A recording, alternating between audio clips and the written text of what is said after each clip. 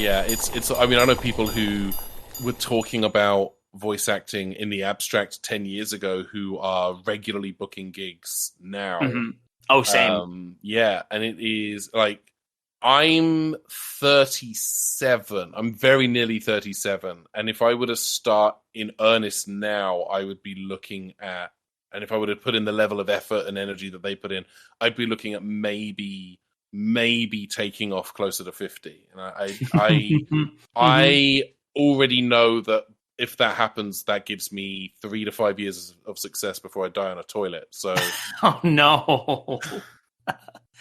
Well, I mean, I'm not all that far behind you at 34, so yeah. Now you know how old we are, listeners. Yay! Hey! Welcome to Undercooked Analysis. This is the show where we talk about spooky stories and other bits of strange fiction that get sent to us. I'm your host, David King, and joining me is, well, I'm happy to say we finally have a sponsor. Woo! This is a paid promotion, right? I'm going to say yes, as long as you don't follow up with that later. Well, I guess we'll see about that. Anyway, sponsoring this episode is our old friend Ben Paddon. Welcome back, Ben. That is me. Thank you. Yeah, it's a pleasure to be here. It's been a while. It's been a couple of years at least. I'm pretty sure it has. Yeah, like I think the last time it was you and Michael Nixon, and we were here partly promoting the game of Rassilon, which I was editing at the time. They're doing such a good job. Those first 3 seasons, I said this when we first started talking, but like you are the glue that like held that show together in post. Like your edit work was fantastic. We really appreciate everything that you did for those first 3 seasons. And then you left like a Judas. Well, someone had to beat the Judas in this situation because I gotta say, season 4 sounded pretty. Thank you. I learned most of my post-production. I knew a little bit of stuff because I edited like 1 or 2 episodes of the Game of Rassilon. I think in season 2 there were a couple I did just for fun. I wanted to kind of learn how to use Audition, and then taking on the role of the editor, or taking on the position of the editor for season 4. I learned a lot about sound design and I learned a lot about mixing, and I forgot a lot about mixing, and then I learned it again. But the project I am working on now, which is a science fiction comedy audio play series called Jump Leads, launching April 26th. Find it in all good podcasting apps, searching for Jump Leads, or go to audio.jumpleads.zone. Wouldn't sound as good if I hadn't taken on the editing duties for season 4. So I want to thank you. You're welcome. Yeah, thank you for abandoning your post in our hour of need, so that I could edit the show and learn about compression and panning. I'm glad I could help in that respect. Like I said, it was a good time. It just felt like it was my time to regenerate, and I did. Even though I'm played by the same actor. So much of the production shuffled around at the end of season 3. You left as editor. I took over. I stepped down as GM. Riley stepped down as the doctor. Dan became the doctor. Riley became the GM. And Michael stayed Michael. Michael has Michael is the hinge upon which the spokes of the Game of Rassilon revolve around. Which makes, that makes sense as the engineer. Yeah. That's what the engineer do. And Michael truly is the glue. You're some other substance. I'm the rubber bands. Yeah, that hold the stacks of ones together. Yep. And we'll be the cash, you be the rubber band. A song I've only heard 4 seconds of. Thank you, TikTok. Oh, goodness. TikTok, I forgot that's a thing. I'm too old. I'm too old for that sort of thing. You're younger than me. When I said I'll be there in a minute, it's because of the beginning of this recording. It's because I was on TikTok. I made 2 TikToks in the space of an hour. You know, they say you don't stop playing because you get old. You get old because you stop playing. So now you're younger than me. Good job. Yeah. Checkmate, atheists. But yeah, Jump Leads. I'm looking forward to it as someone who loves audio drama in general. And as we mentioned back in the Dregs, which if you want to listen to the Dregs, They're on Patreon. Wow, we're just shilling all over the place today. This I went before we started recording. I wanted to get that out of the way. Oh yeah. Well, perfect. Actually, future David, if you can, would you be willing to put the trailer audio somewhere in this recording? Yay! Awesome. Yeah. Okay. Future David's giving me a thumbs up from the future. He's good at that, He better be. Yeah, I hope so, because I pay him to do all the editing. I pay it forward, so to speak. Now, how does future David feel about past David? I think he has some regrets about past David. I think, like anybody, he has some regrets. But I also think he looks back on his time, watching. But the thing is, I have a hard time distinguishing at what point I become future David. Like at what point? I don't know how far in the future David ever is. It's interesting because we never get to be. You're never future David. Yeah, future I David am never kind of future a perpetual, David. like a future kind of a temporal space. Yes. Where and you now in this moment are present David. But when you in the future are listening to this, you'll be listening to past David. Everything is an abstract. Time is a flat circle. Who am I? I'm Spider-Man. Tell all your friends about me. Well, all I can say is I think future David has somehow found a way to perpetually maintain his future status, and I'm not sure how he does it, but it's kind of impressive. He must have unlocked something in the grand space-time continuum to maintain his perpetual future status, But his status always has kind of a finite endpoint, and there was a point where you and the never-ending circle of time will eventually compact future David into a present past never space. Future David is constantly running from present David, like the sun being chased out of the sky by the moon, and it is a race that will continue ever on. Never thus was there ever a race like the race between past, present, and future David.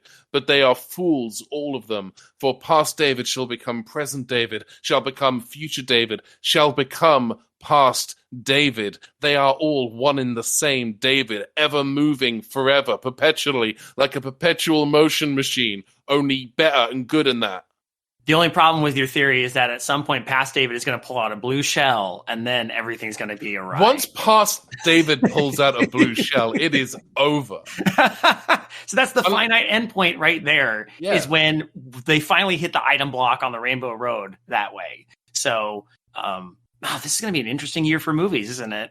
I tell you what, it's also going to be. It's going to be an interesting episode for you to edit. I think it sure is. Yeah. Why don't we make it easy for this perpetual future David to have editing when I tell you what we're going to be reading today? Yeah, let's do that. Well, this is actually a story that was agreed to be shared with us by my old friend ClericofMadness. Oh, yes. I'm going to share the link with you in the little voice chat room right now. This is one, and Cleric has been a guest on our show before, and he has shared with us a story cryptically titled "The Harvestman." Dig it. Yeah. And more than ever, his little logo of the circle with the line through it still looks like the symbol for Phyrexia.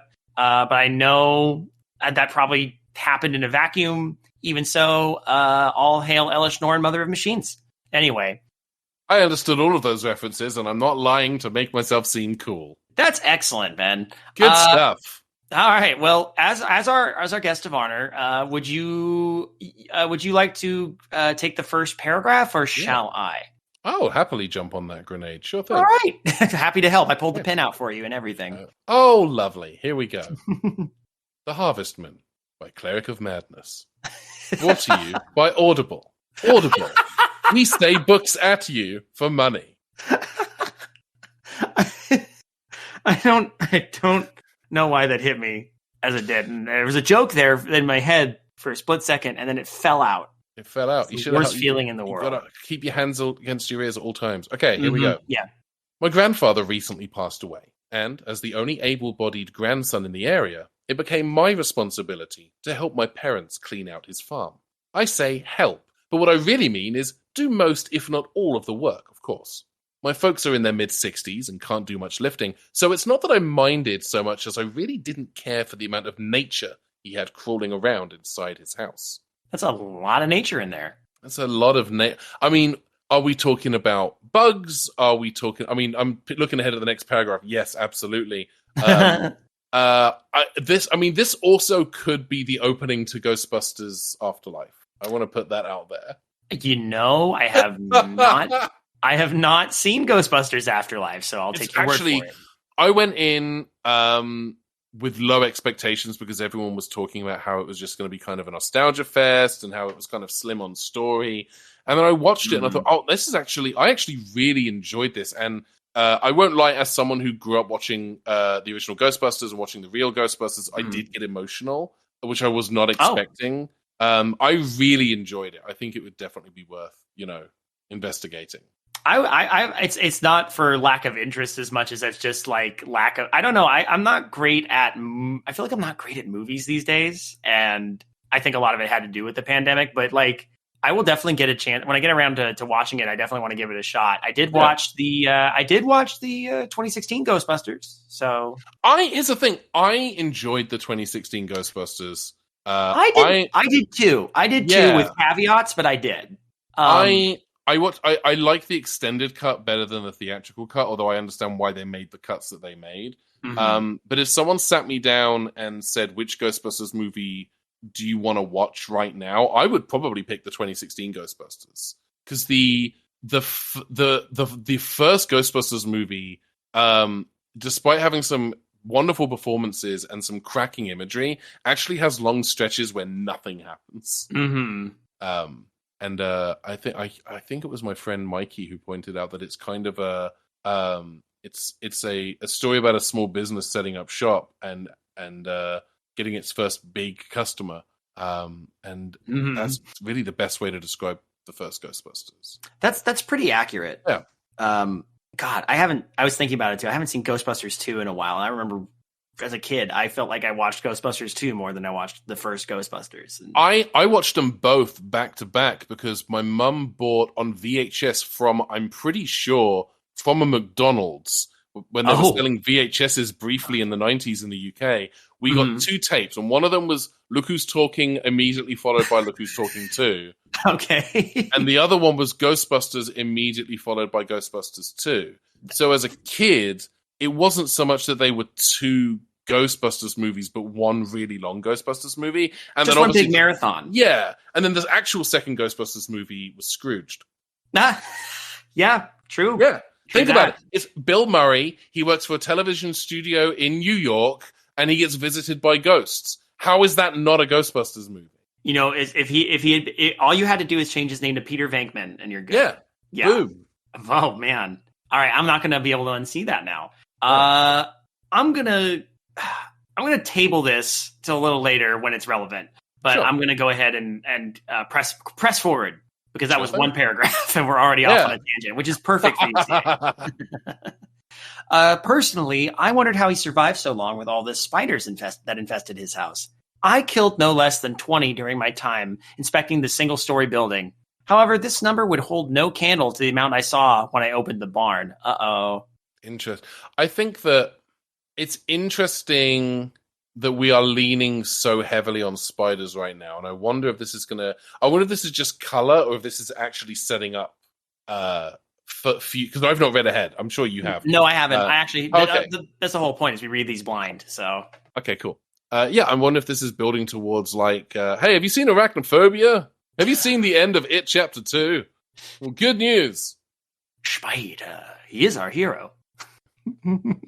Give me pictures of the Harvestman. Okay. All right. Turns out the person he's clearing the house for is J. Jonah Jameson. It's J. Jonah Jameson, who died in a house full of spiders. Oh, the irony. He tried to hide from Spider-Man and found himself infested with arachnids. Yeah. Hey, the next paragraph is 3 sentences. Shall I just go ahead and read it? Yeah, you could take them both. Okay. Take both. I would just like to say he had to be feeding these things, raising something that wasn't just letting nature take its course inside that barn. I opened the doors to that place, and I saw hundreds of daddy longlegs just scurrying about, same as it had been in a house. Ooh. Although I stress, and actually, daddy longlegs are not spiders in the traditional sense.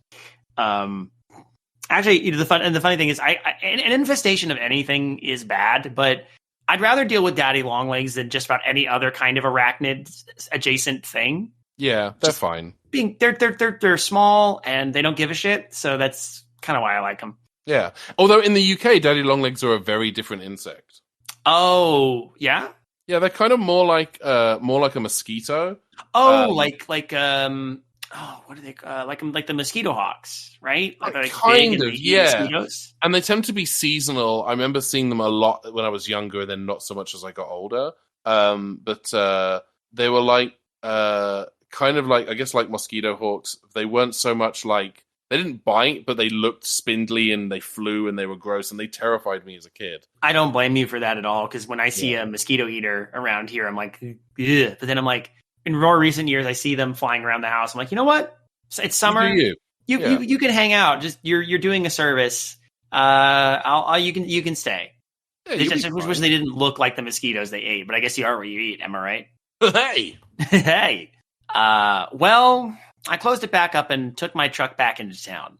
It took the clerk some convincing, but I managed to purchase a few bug bombs. He kept trying to tell me I needed to pursue a more natural solution, but I wanted this barn emptied of spiders tonight. I told him plainly I had a serious bug problem and I needed to be taken care of now. It was the middle of summer after all, and it would be months before the weather would be cold enough to do the job for me. I had my own job, in all fairness, and that was to clear out the barn and house, and I couldn't do anything with that many legs shuffling about. That's a fun paragraph. It sets up a scene. It tells us that this person has taken matters into their own hands, W/R/T bug presence and the eradication thereof. And the idea of there being so many spiders that you can hear them is aesthetically unsettling. I don't like it. That's the thing, because daddy longlegs in particular are quiet. They don't make a sound. You can't. There's enough of them, unless this is like comedic exaggeration, which it could be. But yeah, I don't like the idea of there being so many spiders you can hear them. I don't like the idea of there being bugs en masse to the point where you can kind of hear a scuttling. That's the amount of horror things you can pick up that have the sounds of scuttling bugs, and that's just one of the most unnerving sounds I can hear. Yeah. I immediately thought of that scene just because of all this talk about daddy longlegs. There's a line from the Goonies that always sticks with me. It's Mikey, this isn't the kind of place you want to go in the bathroom in. Why not? Well, because they might have daddy longlegs and dead things, Mikey, dead things. Beautiful. I have never seen the Goonies all the way through. Oh, that's fair. That's fine. It just aesthetically didn't do anything. Like, I think like as a kid, you're either an E.T. kid or a Goonies kid, and I was definitely an E.T. kid. Yeah, I was definitely more of a Goonies kid, but this guy had pirates in it, and I like pirates, so that's fair. Pirates over aliens for me personally, aesthetically. I definitely veer towards. I think as an adult, I veered more towards fantasy, which is good because Doctor Who is still very, very much a fantasy. It's like Star Wars. It's a space fantasy. Yeah. I've yet to see the Doctor wield a lightsaber, but with them coming to Disney Plus, you never know. You never know. The Doctor Who could appear in The Mandalorian at any point without warning. You see a shot of Grogu just walking, and Grogu walks up to something in the foreground. The camera pans back. It's a blue box. Well, here's the interesting thing. Did you know that there's a Marvel villain named Death's Head who got they first appeared in a Doctor Who comic in the 90s? I think I knew about that on like a baseline level, but I didn't know all the details. Yeah. Now that you're mentioning it, it's like coming back to the front of my brain. I'm like, oh yeah. I've almost certainly told you this before, possibly on this show, but the TLDR is that Marvel UK, which was its own separate publishing house during the 80s and 90s, had the rights to both Doctor Who and Transformers, as well as the rights to use a bunch of Marvel characters. Oh. And so they wanted to create a villain for the Transformers comics called Death's Head. But the contract that they had with, I think it was Hasbro or whoever who owned Transformers at the time, states that any characters they created for the comic were owned by Hasbro. So they did a separate story. They did like an ash can and like a little story that they printed on its own and then also stuck at the back of some various Marvel UK comics. Yeah. Establishing that Death's Head was kind of this intergalactic bounty hunter, and then he appears in Transformers for a bit, he gets defeated, he goes away. And then he appears later as a villain in Doctor Who comics. He goes up against the Seventh Doctor a couple of times, and the last encounter the Seventh Doctor has with Death's Head, he leaves them on the roof of the Baxter building for the Fantastic Four to deal with. Oh! And through that act, it is possible, canonically, for Doctor Who to meet Donkey Kong, because Death's Head is in the background on one of the stages in Ultimate Marvel vs. Capcom 3. And one of the characters from Ultimate Marvel vs. Capcom 3, actually two of the characters, you've got Ryu and you've got Mega Man, have both appeared in Smash Brothers with Donkey Kong. Therefore, if the Doctor met Donkey Kong, canonically, there are no problems with that. That works. You can't poke holes in that scenario. Not at all. I was about to raise a finger, but it is it's soundproof. It's go ahead. Actually, raise your finger. Let's hear it. Let's hear what your objection would have been. Well, I don't know how. Well, how canonical is Super Smash Brothers? Because as far as I know, the characters in the game are not the actual characters. They are trophies that are being manipulated by the two hands that are just fighting, and you're seeing this all play out. That explanation works for Smash Brothers 64 and Smash Brothers Melee, and loses and kind of stops holding water around Brawl. Well, Brawl is the one where they get turned into trophies when they die, which basically means the life has left them. And that kind of got maintained, I think, even in Smash 4. Now, Smash Ultimate is a little bit more nebulous, but even so, there's still the presence of stickers and all that good stuff. So, I mean, it still has that kind of toy box aesthetic to it. But you also have to factor in the fact that Sora from Kingdom Hearts, his ending in Kingdom Hearts 3 does lead more or less directly into his intro cinematic in Ultimate Smash Brothers. You know, if I knew more about Kingdom Hearts 3, I would say I would find some way to refute that, but I don't. I'll take your word for it. It's canon, baby. Anyway, let's move on to the next one. Who's reading the next one? Is it me or you? It's you, I think. Okay. Which line is it? Is it I then said about my task, or is it? It's Don't Get Me Wrong, though. Oh. Don't get me wrong, though. I knew they were harmless. I just couldn't deal with the sheer volume of them. I hurried back to the barn and set off for a few bombs. In a few hours, I returned, and there were piles of dead spiders everywhere. There were so many more than I had seen moving about. Ooh. I then set about my task of sweeping them all out into the yard and, along with many piles of old newspapers and hay, lit them on fire. Good riddance, I told them. I kept my father in charge of making sure it didn't get out of hand while I finished emptying what little else was inside the barn. Well, that's going to come back and bite him. That's nice. It's a nice short little story about someone getting some bugs out of a house. It's nice. Sweet. Yeah, so thanks for joining me for this episode. Yeah, you're very welcome. Where can people find you on social? Oh, sorry, this is your podcast. I was about to say, and actually I just scrolled down. There's actually more. Oh, yeah, I know. Okay. I'm sorry. All right. That's right. I guess I'll crack on. By the time I was done fumigating the house and the final round of spider pyre had burned itself out, I was way past tired, well beyond nighttime. I used to play bass for Spider Pyre. They're better live than they are in the studio. Yeah, I know, but that's because they don't have me for the studio recordings, you know? I gotta be on stage, you know? Yeah. I was staying in the house alone. I was staying in the house alone. My parents lived the next town over, but I had driven down from the city. They didn't have room for me, but there was plenty here now I had evicted the previous tenants.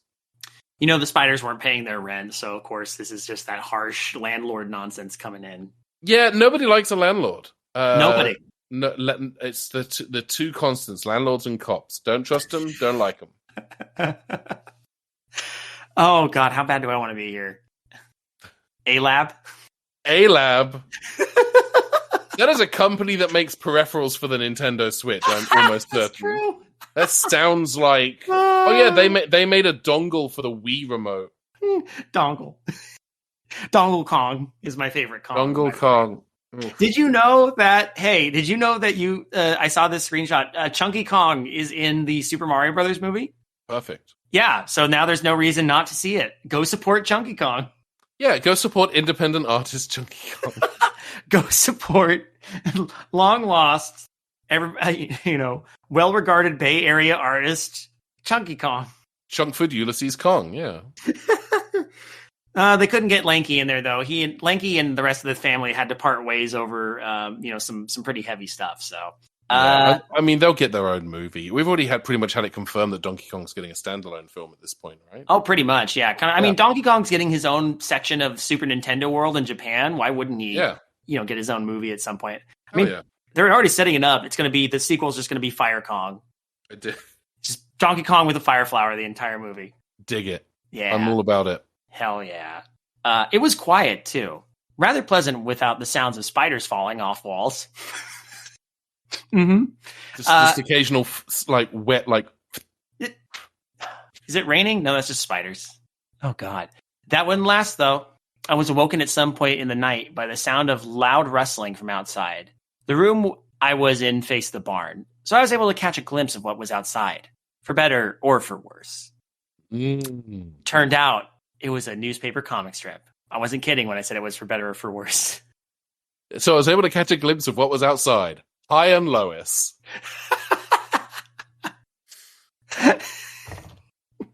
The Wizard of Id. Okay.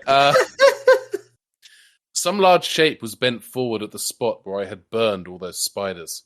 I must have heard the old creaking floorboards as I approached the window because it stood up. It was tall.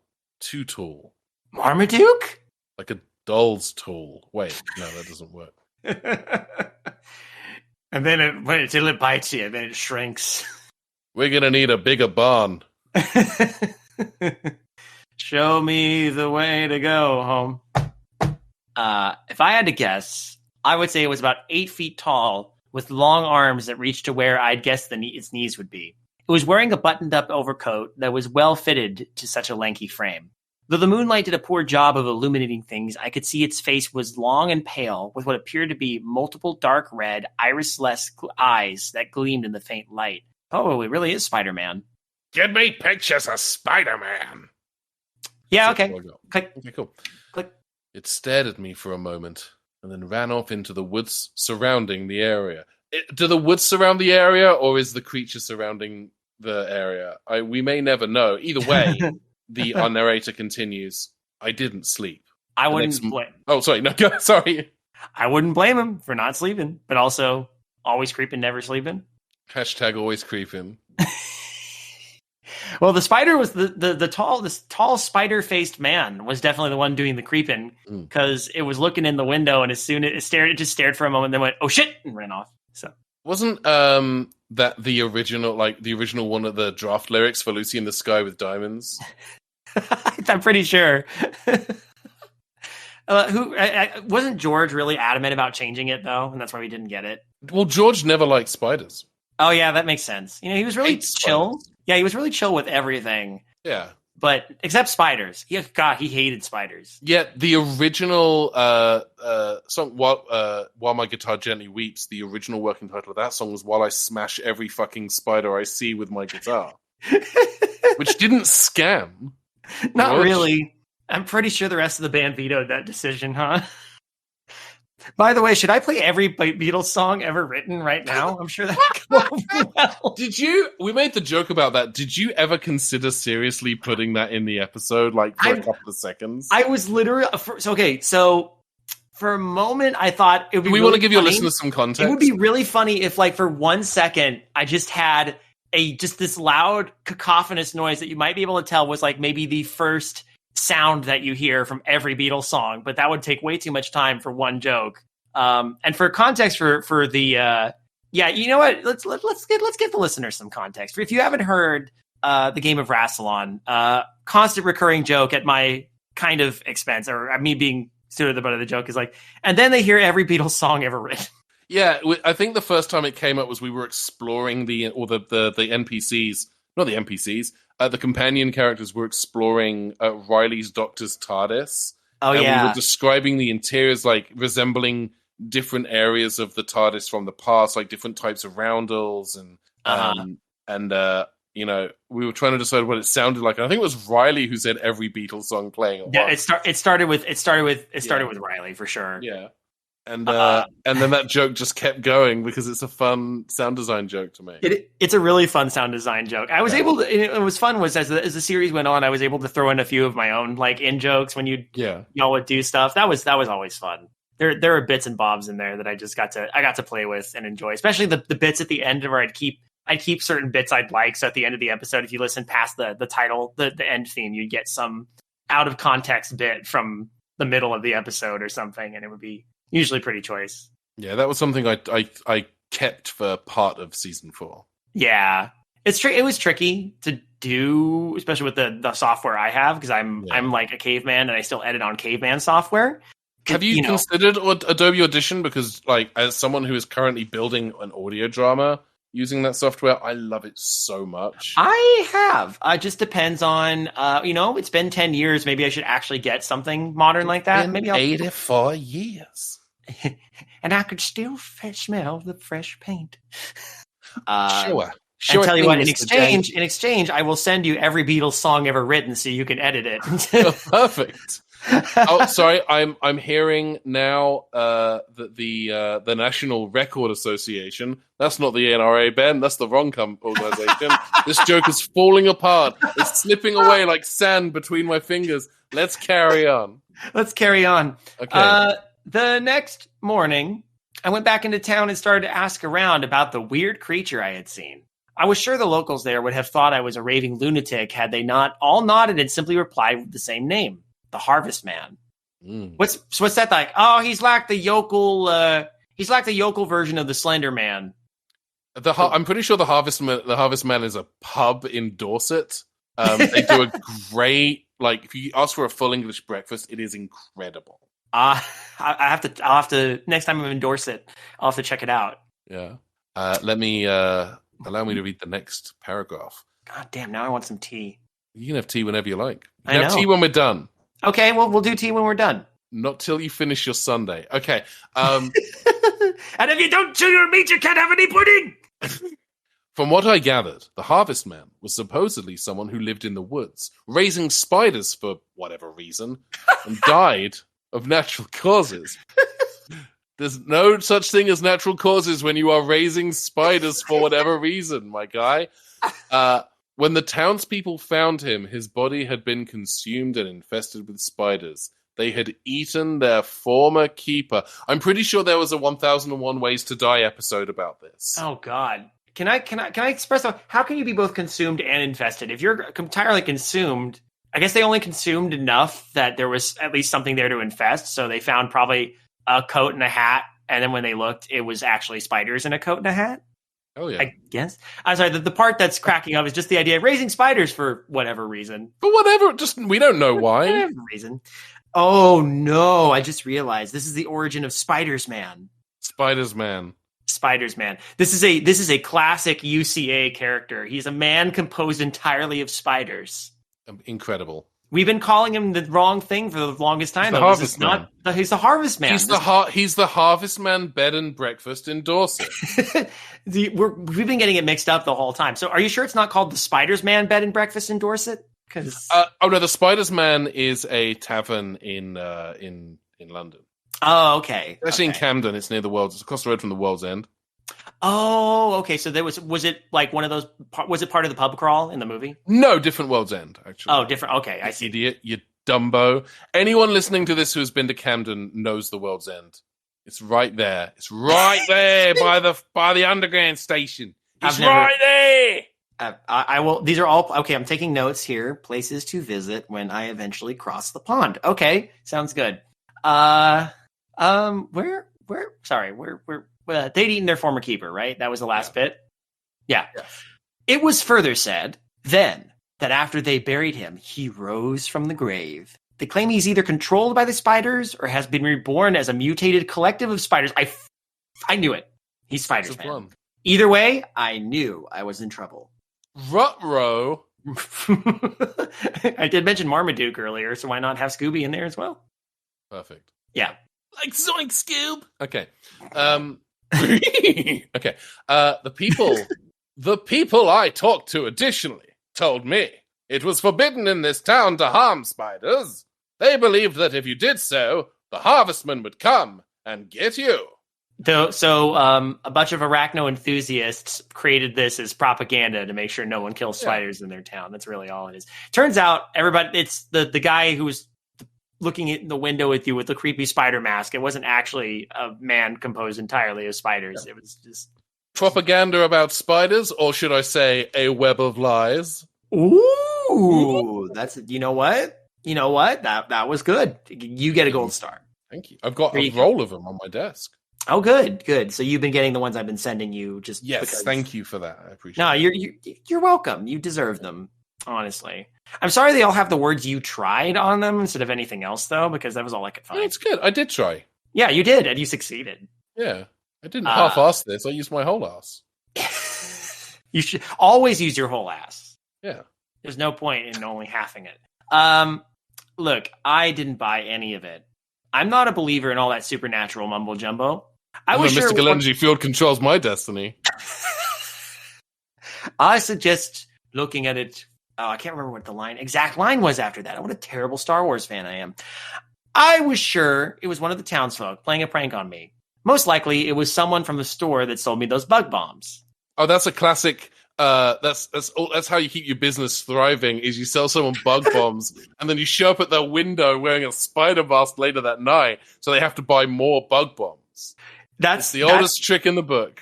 That's how you keep up business if you're in an Eli Roth movie. Yeah. And then you have a kid who sits on your porch, does kung fu, and then bites someone. Isn't that Juno? That might have also been Juno, but I'm pretty sure it also happened in Cabin Fever. No, don't quote me on that, though, because I do not like Cabin Fever because it's too gross. Never seen it. You don't have to. Yay! Don't worry about it. I'm only mentioning it because the only part I remember was a kid yelling "pancakes," doing a slow motion like kung fu flip off of a porch, and then biting a guy. And apparently, he's the reason there's a gross infection that's killing off all these people in this cabin. Anyway, and you're telling me the film is called Cabin Fever? It's called Cabin Fever. Never seen it or heard about it.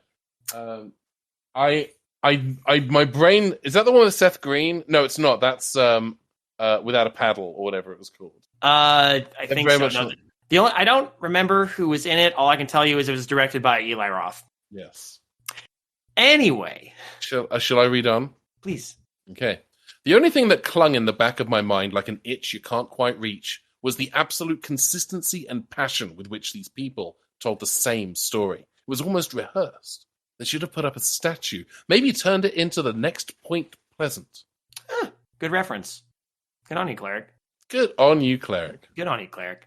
At any rate, my investigation... No, sorry. Oh, good for you. At any point... Did I say any point? At any rate... At any point because of the Point Pleasant. Yeah, that's what it is. I have Mothman on the brain now. Oh, we all have Mothman on the brain. I mean, Mothman is kind of the sexiest cryptid, so... Slenderman maybe is a bit of a vanilla answer, but... Don't discount them thingies. I'm not discounting. Does Slenderman count? I mean, if you believe the Travel Channel, then yes, Slenderman is a cryptid now, but we've got a pseudo Slenderman in this story, sort of. This is the way I'm putting it. At any rate, my investigation complete and my day's labor avidly avoided, I returned home to finish boxing the rest of my grandfather's stuff. I opened the door and froze. Spiders everywhere. That's a meme. Yeah, they just saw a meme. It's Buzz with his arm over Woody, the hand out extend, spiders everywhere. Spiders everywhere. Yeah. That's what he sees when he opens the door. It's just the meme all over his wall. Yeah. There were so many, I hesitated to enter. Fortunately, I kept the spare bug bombs on the kitchen counter nearest the door, just in case I needed to run back inside for more. Anne/Orr had learned nothing from the protestations of the local townsfolk. Yeah, I may have added my own color commentary at the end there. Harvestman. I logged one into the center of the room and rushed out. Through the break in the curtains, I could see the toxic smoke filling the house. Good job, idiot. Very well done. Well done. The thing is, that means you've got to find somewhere else to be for 4 hours. Yeah, and not to mention, normally you bug bomb places once you've like, taken precautions to like coat your furniture and stuff, right? Yeah. Like at least put some towels Put a or tarp sheets. down. Yeah, put a tarp down. Yeah. There's so many solutions things that could be just handled by put a tarp down. Yeah. Yeah. Yeah. Yeah. Yeah. She. Yeah. Yeah. I You. decided to bide my time. Wait. Yeah, I decided to bide my time clearing out the rest of the barn's contents. By the time I'd finished, I could see the smoke had settled. I entered the house, all the while choking on those awful fumes. 4 hours, my guy! You need to find somewhere else to be.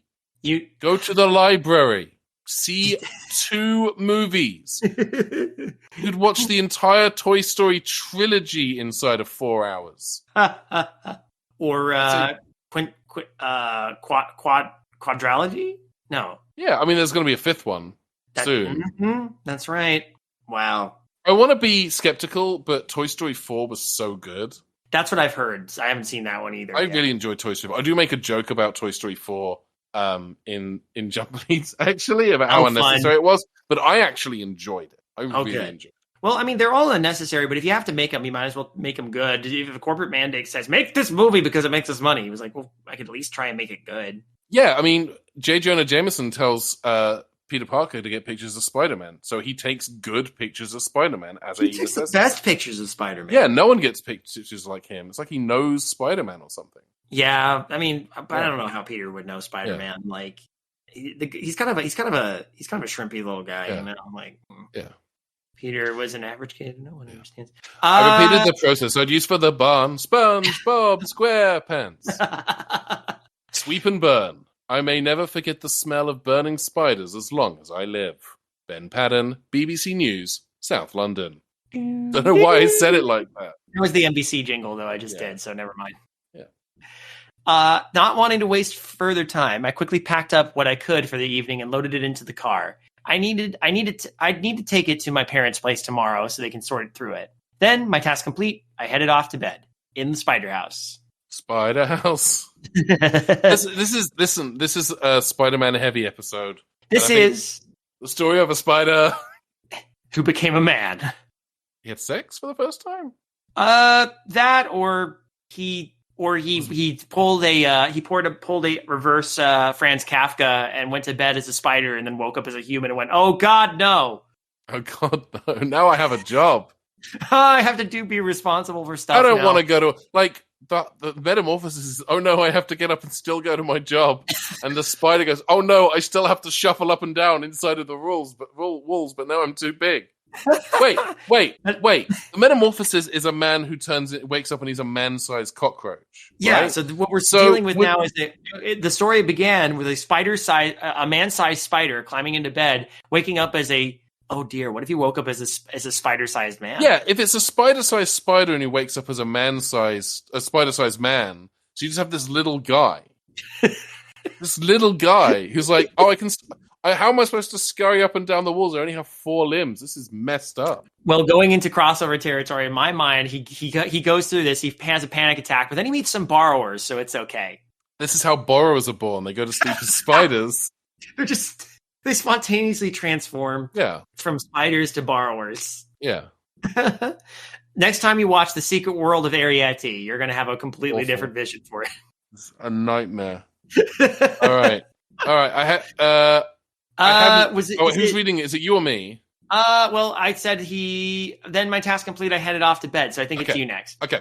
I hadn't eaten anything since heading into town and stopping at some nondescript diner. I realized as I shook the curtains to make sure the house was rid of arachnids. It didn't matter much to me, though. The stench of cooked spider legs exterminated my appetite as though it were a spider and the smoke was toxic. Yeah? But it was. That's a weird... It's a conceptually dense paragraph. I get it, though. It's like, I am the spider, and the smoke is now toxic to me. Night, yeah. But the smoke is toxic to you because you are a human breathing in, something that is intended to be toxic. Yeah. So, I guess you maybe just open some windows. Mm. At any rate, sleep managed to find me easily, a combination of physical exertion, dietary insufficiencies, and mental exhaustion. Not that it would last for long. There's a thing that happens when you are when you get into a pattern of writing first person short stories, as is often the case with creepypasta, where there are certain what I would describe as kind of writing tics that creep in, and this is where we're now starting to see ClericofMadness, who I'm sure, by the way, is a delight, has now made repeated use of the phrase "at any rate." It's almost like it's whenever I hear, and this is just because it's been drilled into my head. Whenever I hear something repeated like that with that many cadences, at any rate, I just think of, but anyway. So get some Blues Traveler in here, future David. Slip it in, yeah. Wait, don't slip it in. No, don't. Just drop it in jarringly instead. How about that? Drop it like it's hot. Oh, that's a different licensing fee I'd have to pay for something, so maybe not. Only if we pay more than 16 seconds of it and we don't talk about it critically after. That's true, but at least with Blues Traveler, you can just put in the line, but anyway. Yeah. And no one will bat an eye. Yeah. Just grab one isolated that and then drop it in there. Yeah. Okay. But anyway. Fortunately for me, the milk. I heard that coming. I heard that coming a mile away. Fortunately for me, the same combination of bodily conditions that afforded me sleep couldn't write a check large enough to purchase deep sleep. I love that line. That's a really good line. I love that. Is a very good line. See, there's Cleric being like, yeah, but I threw a curveball at you, huh? See, you thought I was going to traipse into creepypasta writing territory, but nah, a good line. Aha. I'm looking for my son, Hakeem. Okay. Sorry, it's not even Coming to America I'm thinking of. It's when they put the lines James Earl Jones said as from Coming to America and overdubbed Darth Vader with them, and it was really funny because every time he'd walk up to someone, he'd just go, "Aha!" I don't know why, but it made me think of who was the voice of Chef in South Park? Like the original voice of Chef? Isaac Hayes. He was in Robin Hood Men in Tights. When he's in the torture chamber with Robin, played by Carrie Elwes. That's right. And so when you said, because I've not seen Coming to America, so I didn't get the reference, but the intonation and the delivery reminded me of I am a sneeze, father of a chew. Oh yeah, that's yeah. Oh, that movie is so good. I just bought the Men in Tights was on sale on I think like the Google Play Store, so I just recently bought it. Anyway, let's crack on. That is a good acquisition. Also, History of the World Part 2. Any good? I haven't seen it yet, but it exists. I'm just reminding people it exists and that Mel Brooks is ancient and he made it. So that's kind of amazing. Also, if you like Drunk History, it looks like the majority of the cast of Drunk History is on that show. So that's kind of cool. Yeah, I definitely saw Craig the Drunk History of the World. I take it that Mel Brooks was a fan, or hence why I saw so many people I recognize from Drunk History on. Perfect. Yeah, should be fun. I awoke suddenly to the sound of feet shuffling across the carpet. There, hovering over me, was that thing from the front lawn. It extended its long arms toward me and pulled at my shoulder blades. It was trying to lift me out of bed, I reckoned, flailing wildly. Then I remembered my pants. And this is the line where I'm convinced this story is written by Homer Simpson. Then I remembered my pants. That was pretty good. Yeah, good enough. That was a pretty Dan Castellaneta has to retire at some point. I think at some point. I'm not going to replace Homer because I can't do all of the other voices that Dan Castellaneta can do. That's true. It's just not going to happen. At this rate, they'll probably use AI to do it. Oh God, no, it's horrifying. My ex-girlfriend. I just put a real horror story. My ex-girlfriend used to make fun of me for wearing pants to bed. I always told her you never know when you need pants in the middle of the night. Take Right Then, for instance. Take that, ex-girlfriend. That's why she's my ex-girlfriend. Wearing pants to bed. She hates pants. I dug my left heel into my pocket and found my prize at the bottom of the proverbial cereal box. A bug bomb, my last one. You went to sleep with a bug bomb in your pocket? This is how this person died of bug poisoning. Yeah, this is, Incredible. What this is? All this is happening is just a hallucinogenic fever dream as he's slowly dying in bed. God, I wonder if that's intentional. I really hope it's intentional. Oh, if that's a case, Cleric. Yeah. Whatever this creature was, it clearly had never seen one before. If it had, it would have stopped me then and there. I pulled the pin the moment I was close enough to its face. Even with the sun rising outside, bringing in a slither of light, I couldn't see much of its face. Just what I needed to. Which was its mouth! Open wide, maybe it's for the best.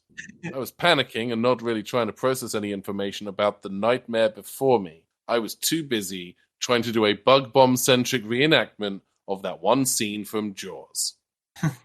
Smile, you son of a... It never really registered at the time that what I was doing, honestly. My body just moved on its own, out of survival instinct.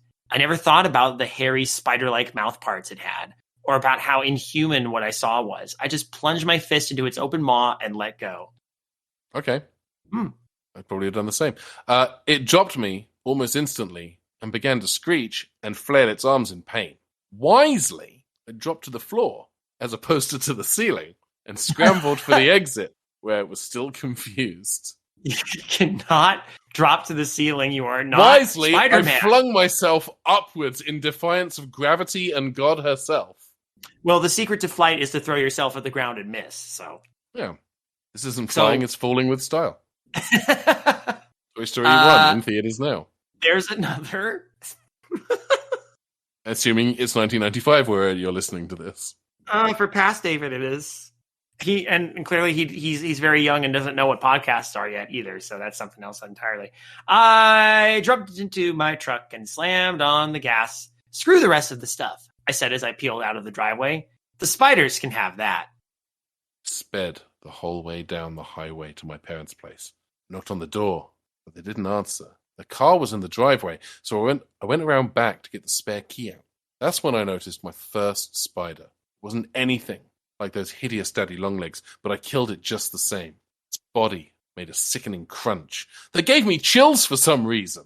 I didn't have any particular fear of spiders per se. I just wasn't their biggest fan that week. This is like a talking head on a TLC reality show. It's a little bit. The range of emotions with this character are kind of all over the place.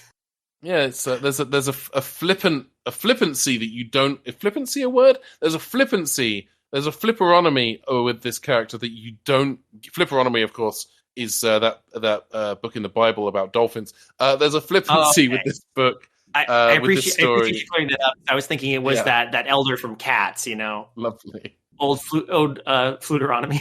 Old Fluteronomy. There's a flippant. This character has a flippant nature that I feel like you don't see a lot in short horror stories, or maybe that's the in vogue thing now with creepypasta. You'd know better than I would. Well, I would, except for lack of a better way to put this, like we're not delving. I almost wouldn't. I dropped something. Excuse me. Good job. Dropped my sanity is what I dropped. I dropped it a while ago. The creepypasta scene is different. And I almost feel like we're at this point where like we're just reading. What we're reading is essentially what people are writing for fun horror fiction. Yeah. We're kind of past the juvenilia stage of creepypasta. You know what I mean? Yeah. So I don't know. But I mean, there are certain tropes you could pick up here with some of this. But like, I mean, Cleric knows what he's doing. He's got a certain tone that he uses with a lot of these things. I mean, the voice of this character is different enough from other ones he's written. I just, it's a little strange. It's a little strange because you just survived horrible bug monster, and then this part just feels so nonchalant. You see a spider that's not that, and you step on it, and it gave me chills. Would it not be some form of like almost like immediate PTSD in a way? Like you just literally shoved a bug bomb in the mouth of a giant spider's man that was trying to kill you. So it's tricky. I think for my money, what I want from a first person story is I want it to feel not conversational, but I want to feel like I'm being told a story. And sometimes dialogue choices like like, I just wasn't their biggest fan that week, don't feel organic. And maybe that's not what the writer's going for, and that's fine. But I think that's just my personal taste. I want first person accounts to either feel like a person like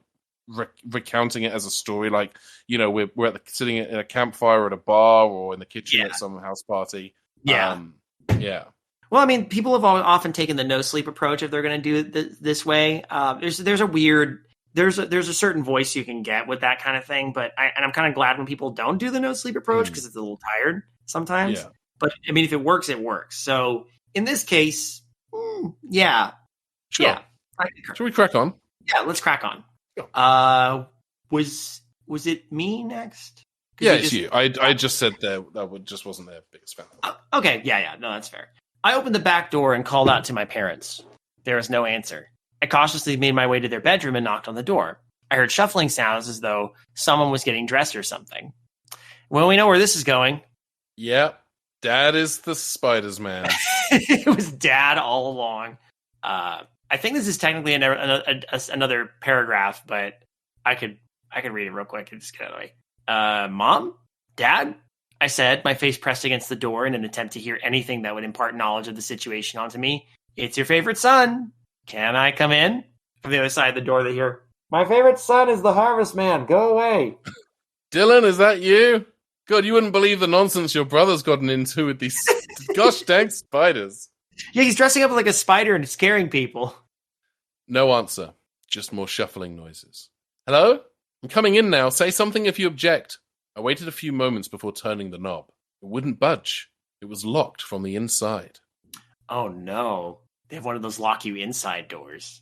Don't like those. No, me neither. Yeah. Cursing and panicking, I took a 5-foot step back. Oh, good. So you successfully stepped out of the house. Goodbye. You're free. Yeah, that's a lot of room. Shoot. You successfully avoided taking an attack of opportunity. Good job. Good job. Oh wait. I readied myself and charged at the door. My shoulder connected with the door and the door splintered, opening. I meanwhile bounced off and fell backwards. Boing, dong.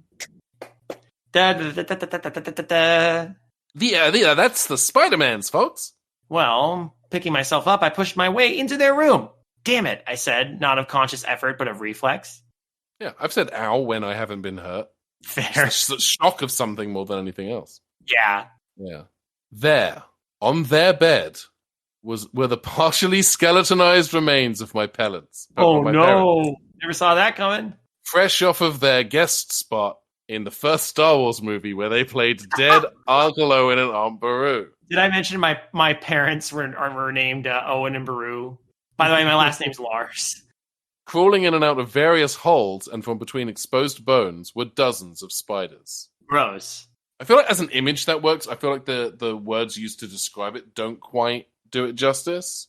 Yeah, it's an effective image. I tell you what, that's one of those things that like you read about in stories. It's always like, especially stories like intended for kids, where a kid or someone is the main character. Is like the idea of walking into your parents' room and seeing something horrific has happened to them, Oh, like that's a perennial childhood nightmare. Absolutely. Yeah. Oh, exactly. So this to me is like nightmare fuel right here. Yeah. Yeah. So, it's me. That's right. I think it's your turn. Yeah. The Harvestman had gotten to them first, I figured. Now abandoning my snobbery for the paranormal. Now you do. I briefly wondered just what exactly the top speed of a spider would be before stealing my nerves and calling the police from the landline. Hello, police. It's spiders. There's so many of them. They ate my Hello, you still there? I was busy staying on the line as though it would have done anything to help those involved when I heard the back door creak open. I muttered to myself about how I had told them to oil it ages ago. Oh, told them. Oh, parents. Okay. No, the spiders. These spiders? Why didn't you spiders do your job? What did we pay you for? Well, the spiders are the ones paying the rent. I wish the bugs that infested your house paid the rent. You know what I'm saying? Like, could you imagine if, like, I might tolerate them more if, like, every so often you wake up and there'd be a little coin that they found somewhere. I'm like, okay, at least you're doing your part. Venmo you. Just have them Venmo you. That's the thing. Do they know your Venmo? Maybe if you No, I just don't leave think it so. in a strategically bug adjacent place, they'll get like Put it under like a cabinet or something, Yeah. Mm-hmm. I'm sorry, someone's followed me inside, I whispered to the operator. Though she just entreated me to remain on the phone until the officers arrived. I couldn't. I dropped the phone and it slammed against the wall. Its tight tether bungle cording it louder than I could have liked. Its tight tether bungle cording it louder. It's tight tether bungle cording it louder than I can't. I think I kind of get what Cleric of Madness is going for, but I don't. I can't pass this sequence of words. Yeah. Besides, how many of your readers are going to know who Mr. Bungle is anyway? That's a good question. I hear the footsteps stop, and then they start again rapidly. I wasn't waiting around to see that monster again, and I ran to the front door. I threw a nearby decorative side table through the pane of glass on the door and jumped out toward freedom. Whoa! I want to know what page of the what's that store called? Cost Plus World Market Catalog. Who cares? Okay. There wasn't time to unbolt the latch and the other apparatuses anyway. So you're like, there wasn't enough time, so I just threw this. How big is this window? Could you successfully yeet Pottery yourself Barn. That was the name of the store. Okay. Yeah. All right, we're in the home stretch. We can do this. One imports, but we're getting close. Yeah. Bleeding from a small gash on my arm and leg, I hobbled into the truck. I passed the ambulance and police on my way out of town. I didn't know where I was going or what I was going to do with my life, but I kept traveling northward until I hit the first town with snow on the ground. I was never really a fan of cold weather, but Wisconsin is a decent enough place to stay. They have the best cheese. This creepypasta brought to you by the Tourism Board of Wisconsin. Wisconsin, all cheese, no spiders. Make sure you visit the house on the rock while you're here. Yeah. I'd been staying in a hotel for a few days, dreading any sounds I heard. I don't think the Harvestman has given up on me yet either. How do you know? Oh, I guess we'll find out. Yeah. These days, I keep plenty of bug spray on hand, just in case. I never was afraid of spiders. I know most of them are harmless. These days, though, people have noticed that I go out of my way to kill any ones I see. One day, though, I'll either kill my last or be killed at last. I look forward to the day when I can finally stop worrying, watching the windows, living on edge constantly. We're living on the edge. I'm just about ready to meditate when I hear a knock at the door. Delivery for me, the man says. It's from an address in that damn town. I recognize the name as one of the owners of a bar. It's named after him, so it was easy to remember. It's from Dorset. The Harvestman. I shook the package and put it to my ear. Rapid, muffled shuffling noises came from within. I chuckled to myself almost madly as I took it into my living room and tossed it into the already roaring fireplace. Not today, I say with a sigh. Perhaps try again tomorrow. Yeah, I think that the Harvestman loses a certain amount of creep factor. He's out of town now. How am I going to get him? I know. I'll mail him some spiders. You know what? If you're going for comedy here, this is actually really funny. If it's a funny creepypasta, then absolutely. Like this is taking a turn towards the silly. That I like quite a lot. It feels kind of parodic. Actually, you know what? Yeah. As I think about it, a lot of this has a kind of a parody angle to it. From the main character's attitude about things to the kind of comical origin story of the Harvestman. I think getting to the end of it, I think I now have I have the full puzzle. And the full puzzle, you've assembled this thing, and it's like, it's a sailboat. No, it is. It feels to me like a kind of a send-up of this kind of creepypasta with this kind of ominous, creepy figure. Not in the... I think that... I was about to say like Jeff the Killer, but I think Jeff the Killer is something that was kind of already slightly ridiculous written in earnest. It was as far as we know, it was written in earnest, and it's just it's that thing where you kind of you look at it and you realize it's earnest, and that's kind of why it's funny. It's the Room. Jeff the Killer is the Room of creepypasta. It is. It's funny because like if you're going to compare it to other bad movies, like I would say, it's The Room because Jeff doesn't have the polish of other bad creepypasta that are also very earnest though. And like The Room you could tell that like Tommy Wiseau is trying to go for something that was actually like kind of serious. Like he clearly actually knows how to do stuff with a camera, and he had sets and stuff. So there's at least that. Well, I would argue that Jeff the Killer is more like Birdemic. Okay. That's fair. I think that's a fair comparison. Yeah. This feels like it wants to be to creepypasta what Shaun of the Dead is to zombie movies, in that it still has a significant creep factor, but is also really funny and has a funny ending. And I think what it feels like instead is it feels like Eight-Legged Freaks, where or any kind of like Eight-Legged Freaks was an unintentionally apt example, but like after Shaun of the Dead came out, there was like this, for a little bit, there was this kind of glut of American-made horror comedies that kind of missed the mark about what made a film like Shaun of the Dead work so well. Yes. Like conceptually, I think this is great. I think that in order to make it work, particularly in prose, I think you kind of have to the kind of the flippant nature of the character early on, I feel like, because I didn't know what this was like going in, I feel like undermines the story a little bit.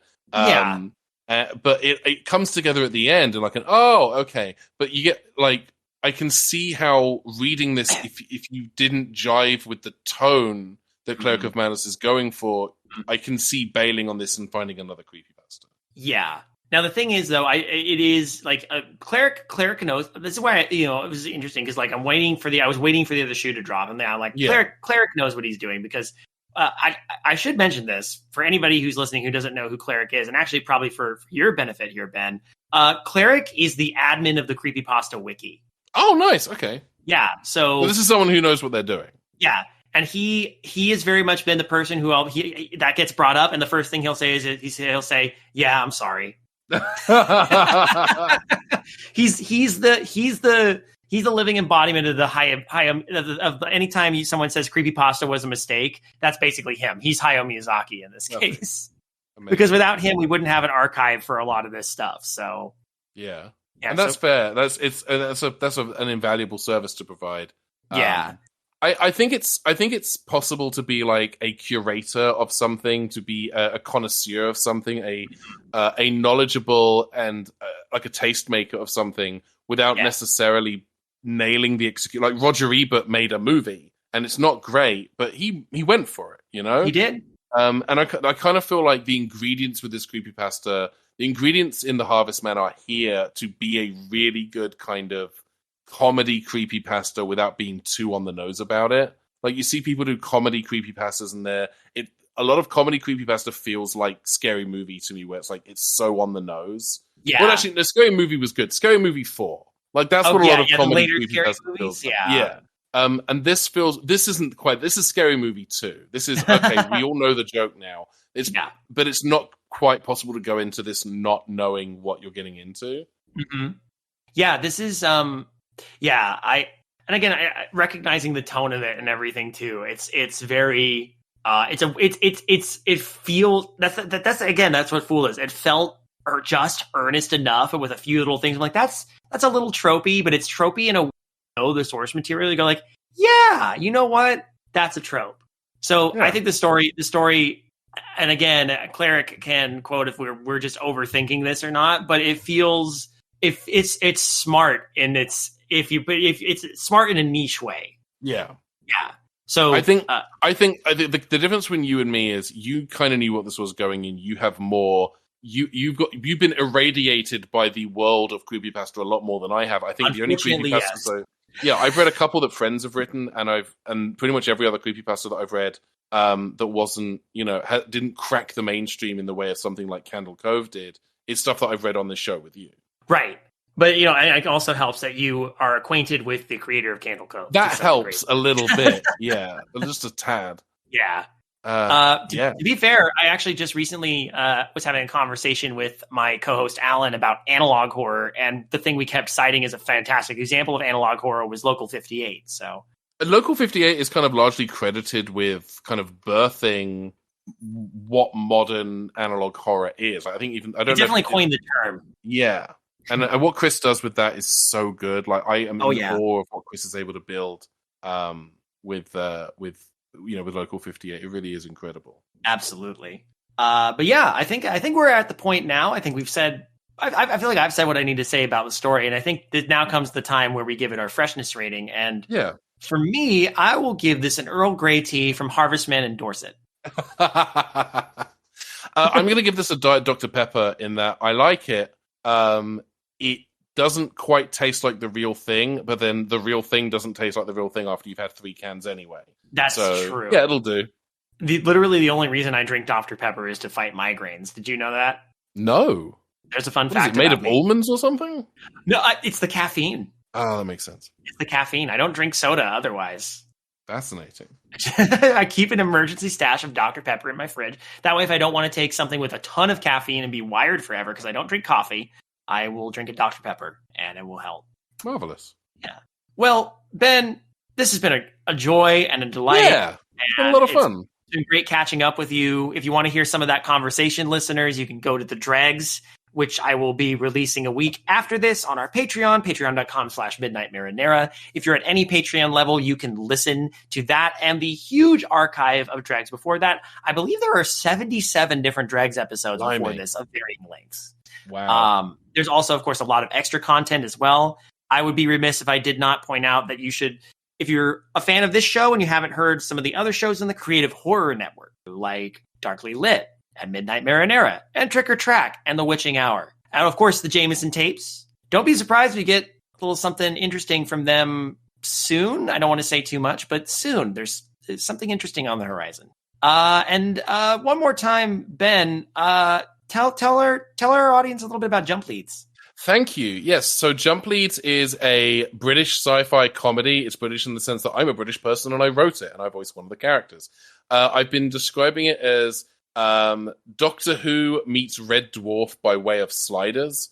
A pitch that doesn't always work because not everyone knows what Red Dwarf is. Not everyone remembers what Sliders is. But if you like Doctor Who, it might be up your alley. If you like British comedy, it might be up your alley. It is a show. It is about 2 trainees, cadets in a kind of self-appointed reality police as they embark on their first field training exercises, and as they discover that not everything goes by the book in the field. So it is called Jump Leads. That's Jump, J-U-M-P, Leads, L-E-A-D-S. It's named after what we in England call jumper cables.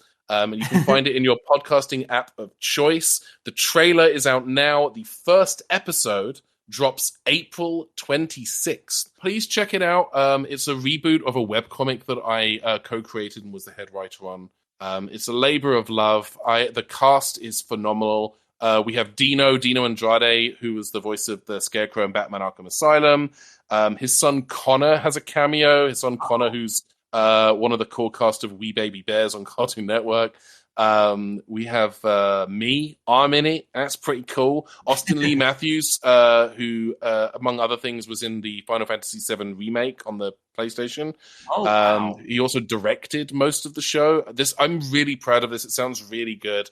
I'm in the midst of kind of editing the bulk of it at the moment and doing all the sound design. 6 episodes, weekly episodes starting April 26th. Check it out. Jump Leads. Audio.jumpleads.zone, or just search Jump Leads in your podcasting app of preference. That's fantastic. Future David, if you could plug that trailer right in here at the end, I'd appreciate that. I just know I have to go and cleanse my mind of spiders because I've just been getting this crawling sensation. I want to thank you, David, for having me on the show. Listeners, I want to thank you for letting me into your ear holes. Don't forget to support the show on patreon.com/midnightmarinara. David is a creative behemoth and makes wonderful things, and you should continue to support his creative endeavors. And if you don't want to support his creative endeavors, you can always support mine, patreon.com/Ben Paddon. Perfect. See, remember I told you you would get paid for this? Well, inevitably. Well, we'll see. We'll see. Just like anything in this economy, we'll see. My Patreon is very much like the new George Foreman grill from that one episode of Futurama with its patented design. The fat drains directly into my mouth. So it's like a money funnel. Anyway, enough of that nonsense. Policing an infinite expanse of ever-growing parallel universes is no picnic. You'll have to prepare for every possibility. Cows? No, not cows! Not cows! as well as every implausibility. Is this... A church full of robots? Yes. Okay, I may need a minute to process that. And more than a few impossibilities. Dinosaur. T-Rex. Yes. With a knife. I'd noticed. You must be Llewellyn. I've heard about you. He's been repeating these exercises for the last 4 years. I'll give it another year before I drop out and get a job in a telephone call center. Which means you must be... Cadet Beanie, sir, we should get out there, explore strange new universes, seek out new life forms and civilizations. Eventually, yes. No time like the present. There's plenty of times like the present. Help me, please! They're trying to...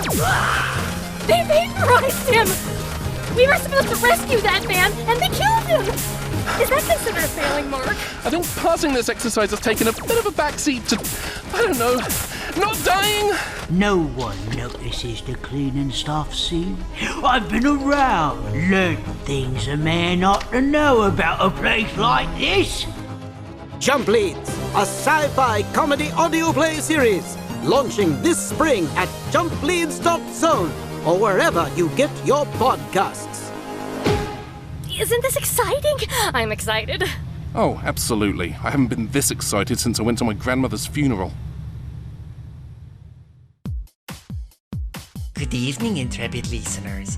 This is the Pasta Shade, the host of Midnight Marinara, and this podcast is part of CreativeHorror.com, a network of podcasts and creators working together to build a constructive community of horror fans.